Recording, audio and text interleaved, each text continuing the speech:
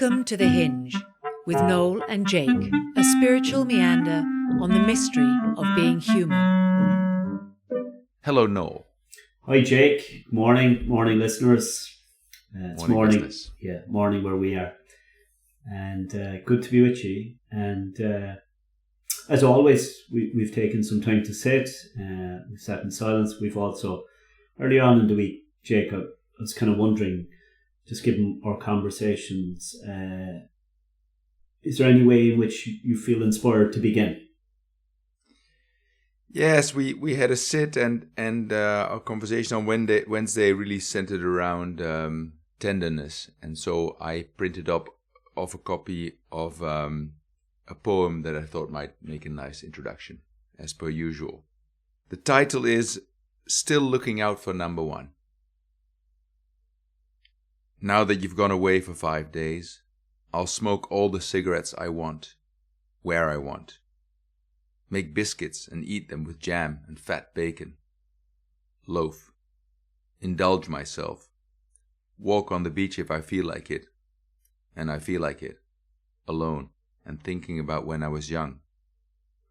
The people then who loved me beyond reason and how I loved them above all others. Except one.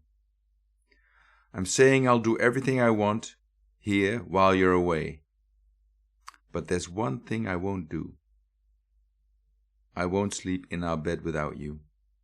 No, it doesn't please me to do so.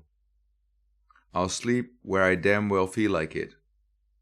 Where I sleep best when you're away and I can't hold you the way I do. On the broken sofa in my study. A poem by Raymond Carver, an American writer born in 1938 who died at the age of 50, the tender age of 50 in 1988. Became famous for his poetry and short stories. His writing was strongly influenced by Hemingway and Chekhov, and by the latter for the short form approach that Chekhov had to writing, and by Hemingway for his way of describing what is actually not happening. Describing to us what is happening by not talking about it. So a sort of an apophatic approach, right? So Carver's writing they are all seemingly insignificant narratives, and you can hear that in the poem. Mm-hmm. Probably interesting to know that Carver struggled a lot with alcohol and violence. He also writes about that regularly. And things are all about the ordinary stuff of life, yet in their beauty. So, and Carver's life seems to have been quite an ordinary life. Like his father, who was employed at a sawmill, and his mother, who was a housewife.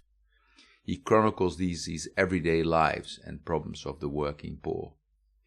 And I recently, a couple of days ago, also read a story about him being a guest lecturer at a school with someone who was now a poet, but was then a student. And Carver was ordinary and almost invisible. And unlike the other visiting poets, he didn't sit at the head of the table. He sat alongside with the other students and quietly recited some poems, lit a cigarette, didn't say very much. So he was a different kind of phenomenon. Yeah. There was... it's just really good to hear the background, and I think for our listeners as well. There was a word you used, Jake, and I was curious whether you might say a little bit more about that word, apophatic. Yeah, so when we talk about apophatic, is often in the description of trying to understand what God is by saying what God is not. So you create a photo negative so that you may, in your mind's eye, be able to print the actual picture, right? and you see that here, and he's against his wife almost. He's glad that he's rid of her, and then we get this turn, right? So it's all the things that he wants to do when she's not, all the things that I can't do because when I'm with you, you won't let me have fat loaf and bacon, you know. Yeah. Yeah, it almost sounds like the young boy in him rebelling. And I was thinking about what you were saying, when you compared, not that I've read a lot of Hemingway, but one of the things that I use sometimes when I sit with people, and I think listeners and you may be familiar with this as well, Jake, where this short story, I think he's reputed to have written, somebody challenged him in a bar to write a short story with 6 words. So Hemingway writes, "Baby shoes, for sale, never worn." And wow. I think sometimes, isn't it, that, the suggestion of the thing it's not, that has not been. And when you read the poem, I don't know for our listeners, when you read the poem, even though I've a familiarity with the poem through you, it's like a gift that keeps on giving. There was something else that came to me today that was, I really had to resist. Listeners are probably saying, I wish he would resist trying to put words on stuff. But I really had to resist the temptation. It's the feeling, it's the felt sense, not the feeling, the felt sense when I hear the poem. So it's like there's this movement of, I will, and, all of this. But except one thing. There is one thing I will not do. And then that movement again. And when I was, the broken sofa in my study, I just, the suggestion of things. And I think sometimes, I don't know, do listeners and for you, Jake, what do you think about this? Sometimes in life you have a sense of something, but to grasp it too soon would be to suffocate it. Yeah. That grasping that we do, whereas tenderness, even though he doesn't talk about tenderness, I can feel his tenderness. Yeah, and the bravado is sort of keeping the tenderness at bay, and then there's this turning point, right? Yeah. And it starts a little bit already with except one. I'm saying I'll do everything I want while you're away, but there's one thing I won't do, and then I can almost feel I well up. Yeah. And because you already know without noting the end of the poem that there's a big turning here. Very, very delicate. There's also a poem about him having his hair cut by his wife as he's dying of brain cancer. And the tenderness also in that, how he's undergoing this process of having his hair cut, and the intimacy of them looking in the mirror and him seeing the hair fall on the newspaper. It's so ordinary. We've all had our hair cut.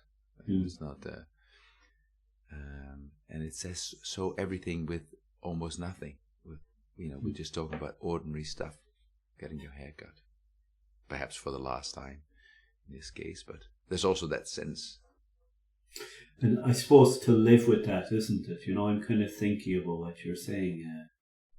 If I could live, which is so hard, I think, for me, I imagine for others, that this were my last haircut, this were my last breath. And I love the way you frame that, so ordinary, it's everything and it's nothing. That the stuff of our lives, which is so ordinary we might imagine it to be, is extraordinary. Yes. And I think in a world that is now imbibing celebrity all day, and everybody is a celebrity on all the social media channels, we start to think that us ordinary people are dreadfully boring, and we might as well be disposed of because we have to be shining and pink and wild and forever crazy. Yeah. Just adding to the to more loneliness on this planet, because we're all ordinary and beautiful because of it, not despite of it, because of it. Yeah. I was watching on the British Film Institute an interview with George Clooney. only a few minutes, but I was just curious. And this is the great man of the silk screen, he seems to be a very interesting man because of the choices that he makes. He's done some young kids violent stuff, but also some politically very charged movies. And he's there being interviewed, and he's actually far more interesting than he's on the silk screen, because he's an ordinary guy. He's got a crease in his shirt. His hair is a bit thinner than you think it is. I'm so glad to hear that. Yeah. I mean, my co-host here, if people could see it, my co-host has just got this great mane of hair. which is also thinning, Noel. Which is also thinning, but it is still pretty cool. And yet, how we make friends. Sorry, Jake. Yeah. Yeah. And then you see this man talking about, in his ordinariness, she says, oh yeah, she's a little bit like impressed with him in the interview, and well, it's so wonderful that you're such an engaged actor, George, and you're not one of those men running back to his trailer in between the shoots, and he says, well, he said, you've got to know I'm from Kentucky, and running back to your trailer in Kentucky is not a sign of success.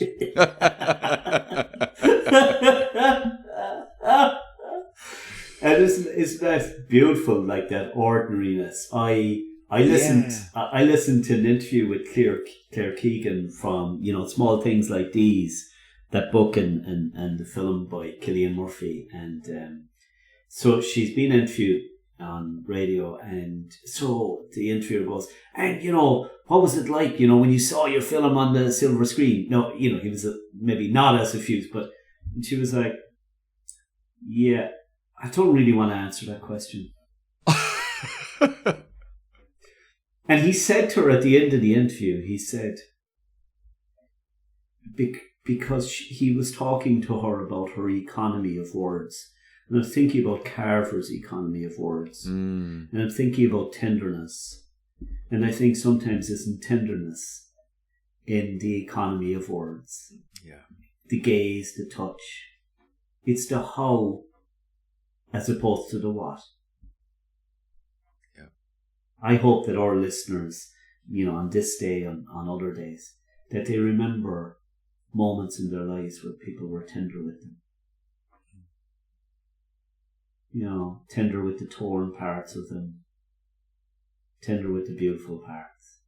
Like, I think even for ourselves, isn't it? Like, where we're sometimes we say, I'm too ordinary. Like, what am I doing? I'm thinking about us preparing for this pod show. Like, who the hell do you think you are putting a pod show? You know what I mean? So it's like, oh, well, I'll just hide behind Jake. I'll hide behind you, Jake. You know what I mean? So it was all Jake's idea. You know what I mean? But tender with that part to us that thinks, yeah, I'm going to just talk about ordinary stuff, about everything and nothing. Yeah. In your insecurity, you first thought you had to call the podcast I'll Bore You to Death. Yeah. Give it a go. Yeah. Who are we? Who are we? Or the audacious two. Like, totally ridiculous. Why did these people ever make a podcast? Yeah. But yeah. Yeah. And the beauty of that ordinariness is and I hear a question also from you, to the listener, that what is your memory of those moments of tenderness that you experience in perhaps very ordinary moments, but that have become perhaps to you by now very sacred and unique, and if you feel like sharing, we'd love to hear the story. We'd love to hear. Yeah.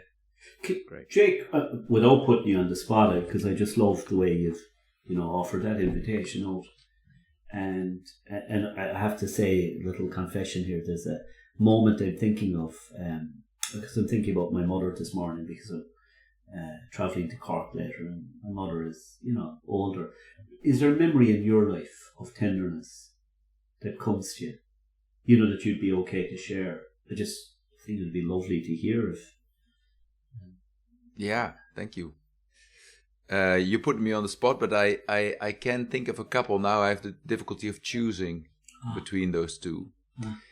I have a very vague memory that is probably inaccurate if my parents heard me tell this story. But I used to stay with my grandmother, my father's mother.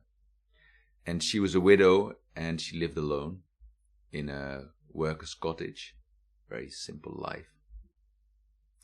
And I can remember one of my earliest memories was that I was probably about 3 years old and I had an eczema on my hands. Very bad eczema. And my hands were bandaged with cream, and so I walked around with these little white mittens of bandaged hand. And but behind the bicycle shed, there was a big bucket of water, rainwater, that she used to water the plants in the living room. And I would dip my hands in this water because it was lovely and cool, and it was something to play with. But of course, I had these freshly bandaged hands, and they were not supposed to get wet. So I come in with my wet hands, and she said, "Oh, you shouldn't have done that. Let's re-bandage them." And 5 minutes later, I did exactly the same thing again. And she just said, we're going to have to bandage them again. And I wasn't in trouble. She just lovingly put a new Band-Aid on. And it was just a very loving. She observed what happened, I think, in my memory. She just said, "Okay, you've got them wet again. Okay, let's take it off, put new ones on." Yeah, no, just as I listen to you, I'm like the poem, and with just a beautiful feeling of that, the felt sense of it. And I think even if it hasn't, sometimes come our way, and I would hope that for us all, I would hope that for our listeners, and also that we could be tender with those torn parts inside us. I know in my life that's how I've needed to be, and so tenderness. And I think as men, I think it's often underrated. I love when I meet a really strong man, a big man, and he's tenderness. And it's curious, in my own life, here's a bit of a self-confession to say, oh no, please don't talk about yourself. Go on. Hey, it's our pod show. Yeah, we can do whatever we like. Yeah, we're going to talk about whatever we're going to talk about you and me all the time. Yeah. But when I struggled with myself, I think as many of us do, to appreciate who we are, feelings of shame, feelings of contempt, rejection. It was my hands that offered me a gateway in to myself. Because whatever way I experienced my hands, and it's just come to me in this moment, I knew that my hands were tender. And yet at the same time, I knew growing up in a farm that these were hands that were strong. And I think sometimes, when we listen to stories or poems and we get portals, so like the tenderness is a hinge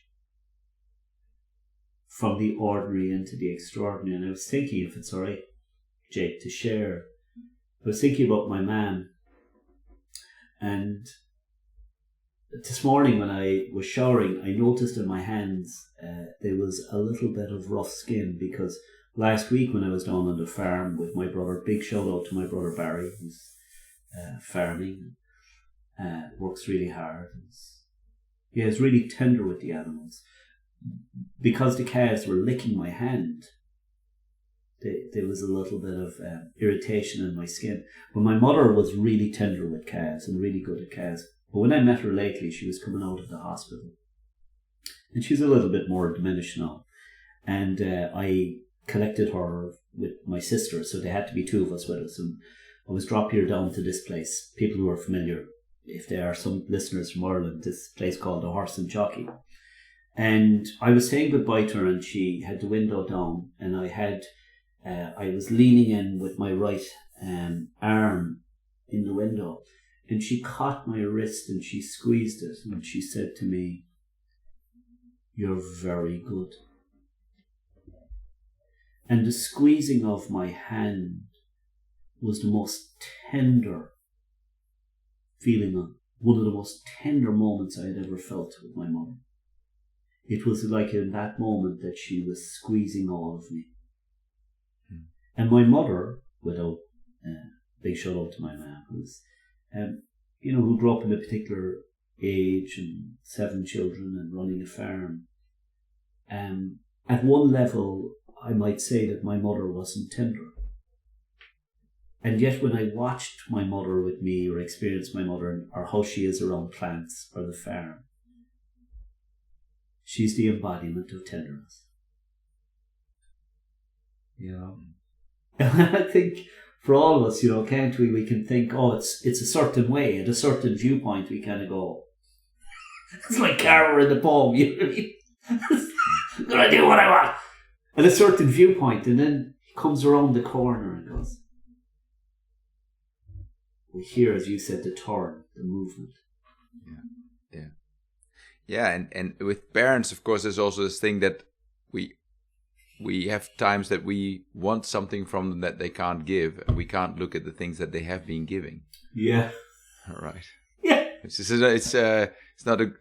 not always a lot of gratitude in parenting, Yeah. Isn't that true? From the receiving parties. But I think you come to an appreciation at some point. That's what I wish on all of us. Yeah. To see. And I love what how you frame that, Jake, because I think again, we're so busy looking at what we didn't get. I'm not able to notice what I did get. And I think even the tender heart that says, "Thank you, thank you, thank you, thank you." Yeah, and of course, even forcing yourself into a little bit of gratitude can already loosen up a lot of it, right?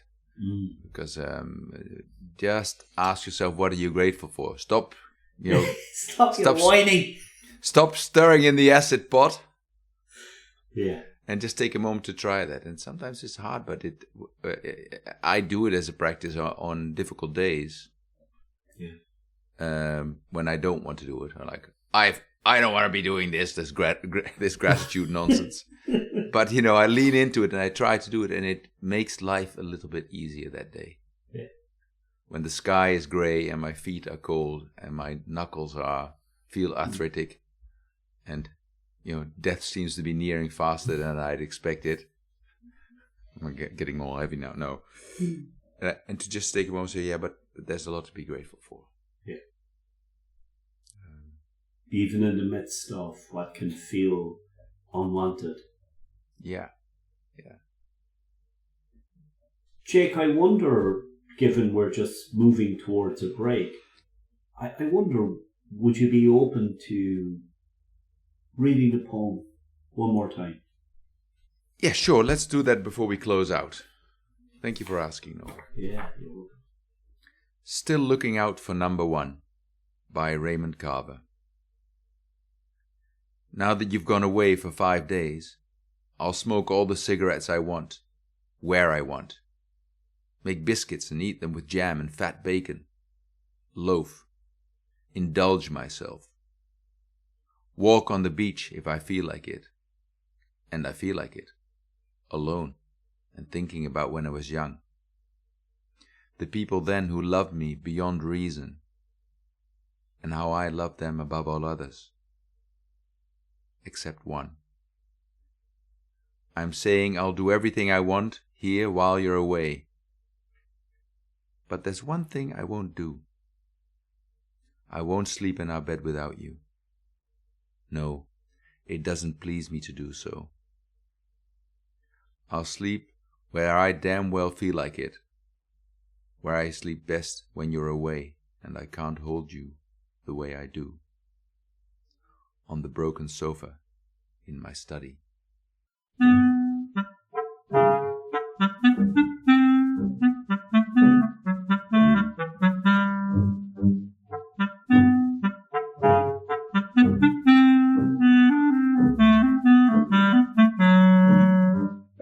Welcome back to The Hinge. Welcome back, and listeners, and Jake, you and me were talking. We were reflecting, as we often do,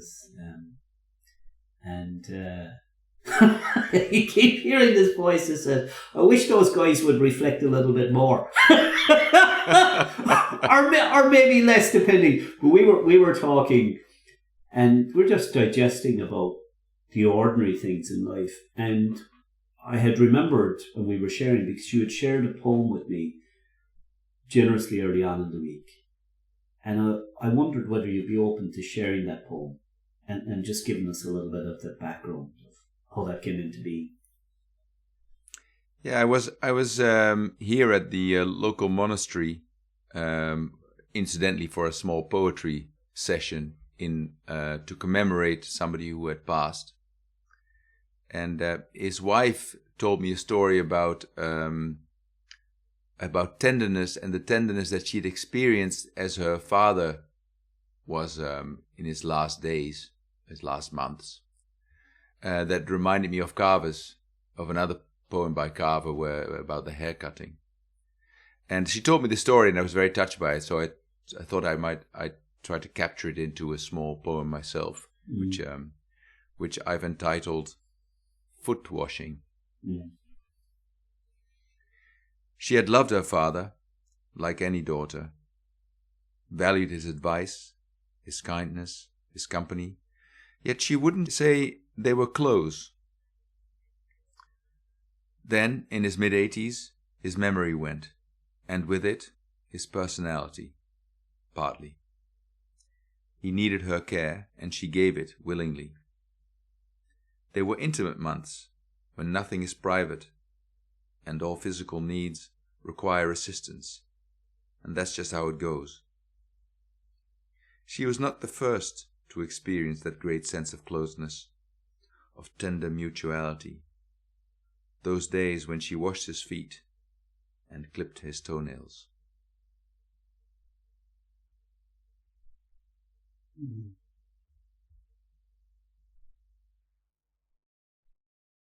I was thinking about this moment of the beauty of being read to. Such a simple thing. To just simply listen. And when I was listening to the poem, I could really, it was like I was right there with her. Touch it. I had this same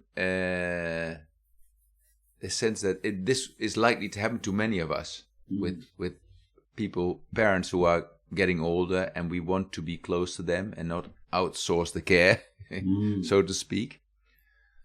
And you see this also in Northern Europe, where we've become richer and richer and richer, and we have outsourced much of our care. And as a consequence, the older generation is experiencing a lot of loneliness because they're looked after. Somebody cuts their toenails, somebody they don't know, who says is very pleasant, I'm sure, every morning while they help them bathe or go to the toilet. But if they could choose, they'd rather have one of their children come and do that. And now that's not always possible because of distances, etc. But she was able to do it, and it was not only a great gift to her father; it was a great gift to her. And it made me realize how important it is also to me that I hope I'll have the opportunity to be with my parents in those moments of dependency and feeling frail and alone. Just thinking about, when we care, because my mum, as I said, has been, is frailer, and my dad passed away 2 years ago, coming up 21st of December, 2-year anniversary. And I was thinking about the line of your poem, and I think you said something about private, nothing private. Is that it? Yeah, when nothing is private. Where nothing is private. And as I was listening to you, I was thinking about the sadness and the reality of the privatization of care, and the tenderness that touches and washes away, dissolves some of the aloneness or the loneliness that maybe our parents feel. And so I was thinking about my own father one time, a very tall man. I have one sister, and he said to me, I was maybe about 4 years ago, and my mother would always cut his nails. And he said to me, what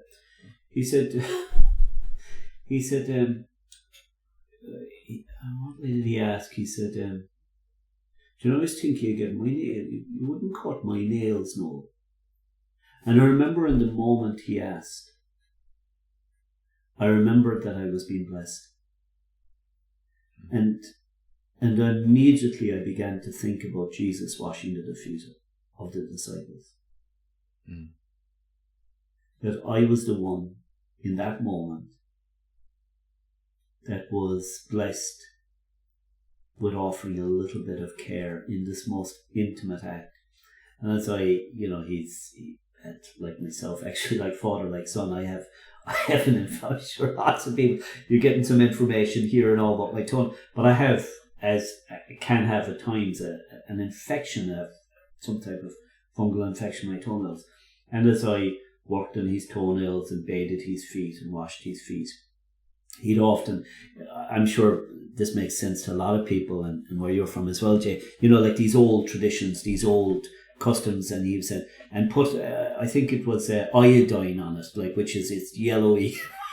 It's like, what the fuck? Are we trying to burn off your foot? I mean, I don't know what, but anyway, and then he, like this, he'd be most pleased with this then, you know what I mean? That's a great job now. And then as I washed his feet, put on the iodine, helped him put on his socks, he allowed me to help him put on his cardigan. And I remember the roundedness of his shoulders. My father's a big man, and there was something, I was as close to him in that moment as I'd ever been my whole life. Yeah. Just simply by being. And the tenderness that passes between a father and son, a bit like Carver, without ever having to name. Like, to name the thing would have been to break the spell. Yes. If I said to him, God, I love being so tender. Yeah. He'd be like, Jesus, he's off again. You know what I mean? And next time I'll put your cardi on again, because that'll be great for us. Yeah. It's like, I'm thinking about the quiet light that draws no attention to itself, but you know that you've been gifted something. Like in the same way as that woman for you, Jake, I'm imagining, you're meeting her outside the Abbey. She shares this most intimate piece, and it moves you to write a poem, which is about the ordinary. About the ordinary. Yeah, just this incredible gift. You got a little bit gobsmacked by this, on the surface. And how it moves us. It almost punches us in the stomach, like, ooh, yeah. Wow, incredible. Yeah. And you're lying, and that's the way it goes. Just when I heard that line, not as but as a reality to age, to pain, to loss. That's the way it goes. I listened one time to an interview with Moriarty, and John Moriarty, the Irish poet, philosopher, and he was on RTE radio, and he was dying. I think he was 67 years of age, and the radio presenter said to him, he says, "You're dying, John, but you're dying." John says, no. He says, "Not at all." He said, "I'm crossing a threshold, a doorway, a movement. There is no end." He said, "My hair is falling out." "No," he said, "because of the cancer treatment, and the birds are catching it, picking it up to build their nests." There is no end. And I listened a couple of years later. I listened to Eileen, who was his had been a partner of his in life, and she said she was so curious because she said John was, very poetic, and he saw things in cycles, but she said she was so curious, and she went down to where the bird nest was, and his hair was in that nest. Incredible. Just incredible. Incredible. And her care, actually, she gave up her job when she heard she was sick, when she heard he was sick, even though they hadn't been together as a couple, to care for him. Like her tenderness. Mm. And really understanding the opportunity for it. Huh? It's our time to serve, not our time to shine. That's right. Our time to serve. Yeah. And it's the same. That's right. It's just less misconstrued than most instances. Yeah. Because I suppose that's the thing about tenderness, isn't it? That it knows its own way. That I trust something deeper, more humble than myself. Like say maybe I'm in a room with people, I'm going to be tender now. Yeah, it's the client or the individual. I'd rather you wouldn't. But sometimes when you're, I'm sure you find that in other people who sit with people, and in the ordinary ways, not in ways that are constructed through coaching or counselling, but sometimes we're tender. Mm.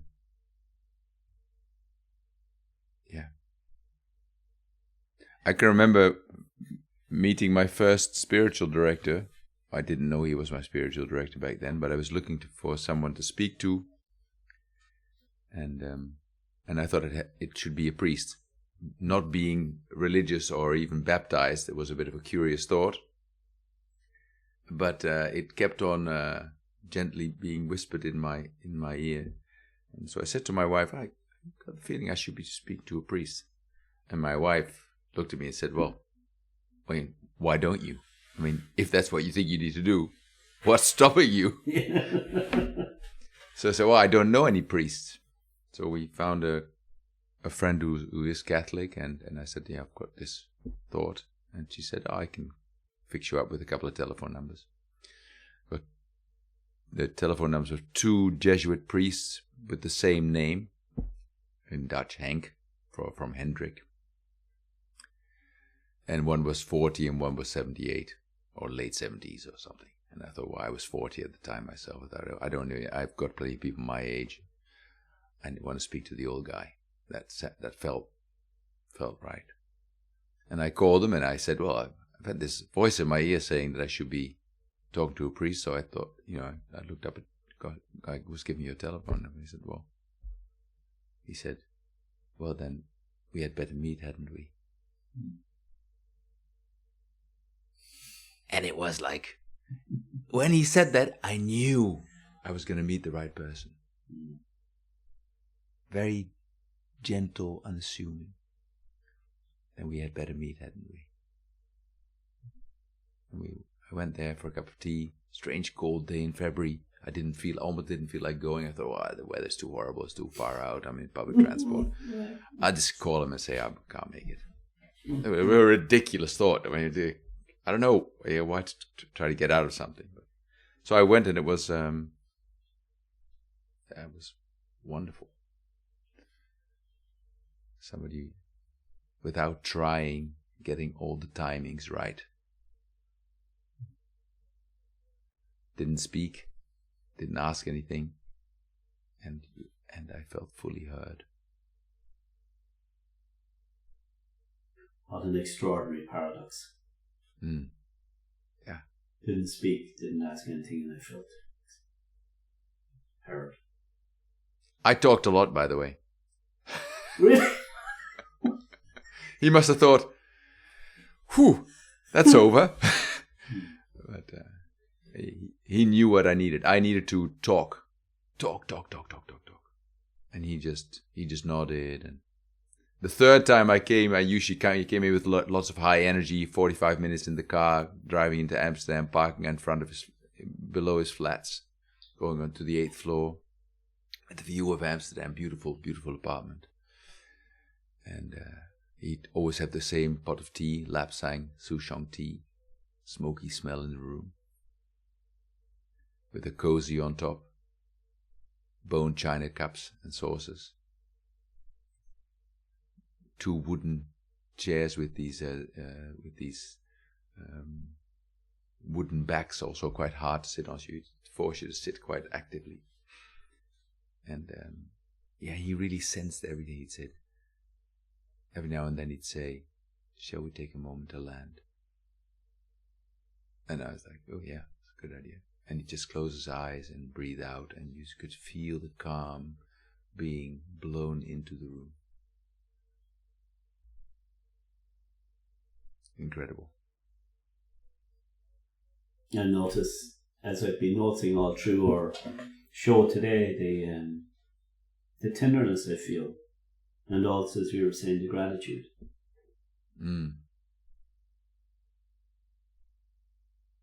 You know, the ordinary. I've not had a Japanese tea ceremony, not yet.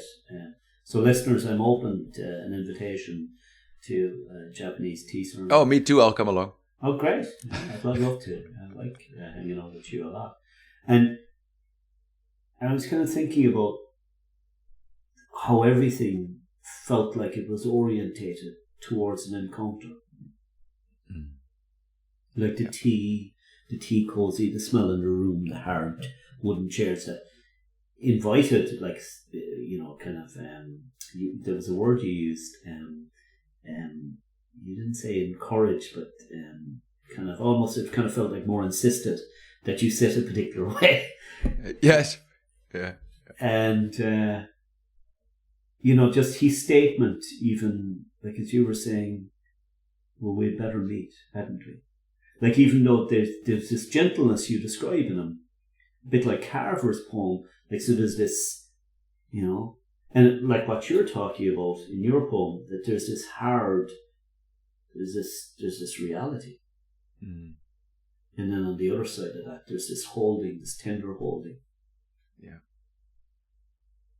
Because I don't know, I was thinking about this lately, about that it's only in our tenderness that I'm able to hold all of the hurt and all of the wonder, all of the brokenness and all of the beauty.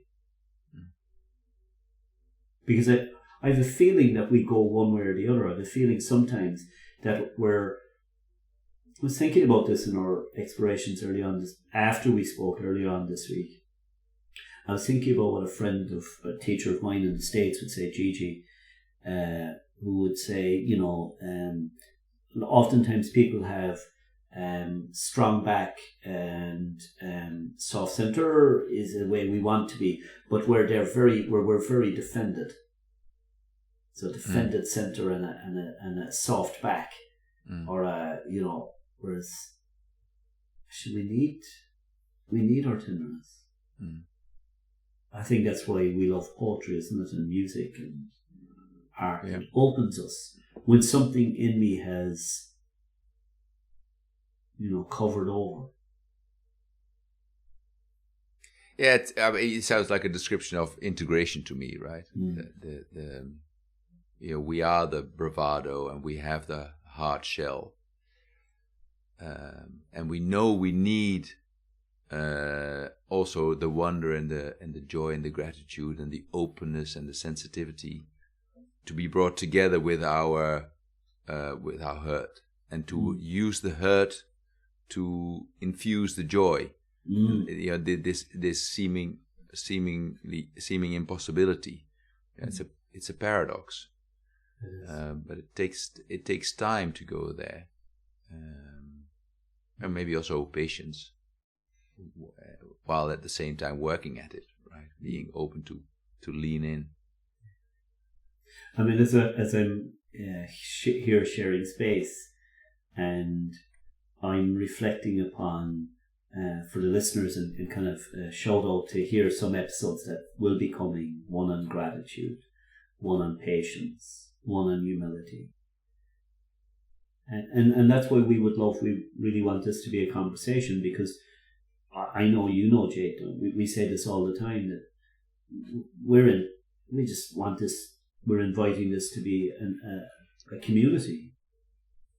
Yes, and us to be in service to our listeners. So the closer we can come to you in terms of the topics that we have, the themes that we would like to explore, then help us and make suggestions, and we'll try to meet those requests as best as possible.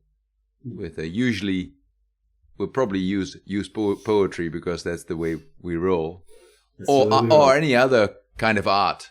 Art is really the way in, and beauty will save the world. And that's the hinge for us into the world of feeling, spirituality, awareness, what it means to be alive.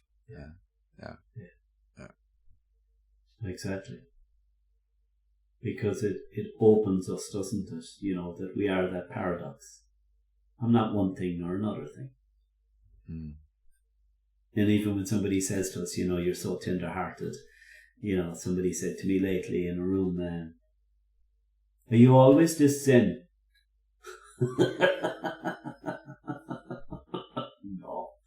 No. I'm not always tender. And yet, to use Sharon Salzberg's line, we begin again. And I think there's something, isn't there, Jake, in the art or the poetry that brings us back to the immediacy of my life now, this moment. Yes. Yeah. That takes me out of my ideas of how I should be living. And of course, there's an idea of what we'd like to be and also what we'd like to portray. Yeah. But honesty requires of it that most of the time we are a far cry from that. And in that reality, we are in fact more attractive to others than we are this perfect phenomenon that nobody can even come close to, because that's just boring. So I have my moments. I can sometimes, and one day you'll see it, I can be extremely funny and also profound. But we've got a few podcasts to get there, but it may happen one day. So watch this space. Yeah, be patient with us. Be patient, yeah. It's so true. Yeah.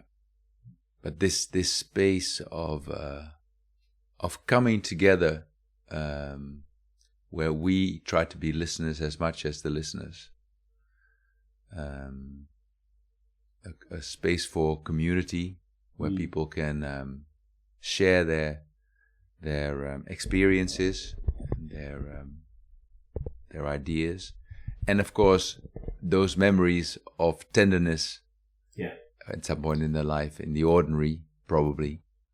Please do share them with us on the podcast comments. And to know or to trust, I think I'm grateful that you reminded listeners of that invitation. And in as much as you can trust listeners, that they'll be received in a very tender-hearted way.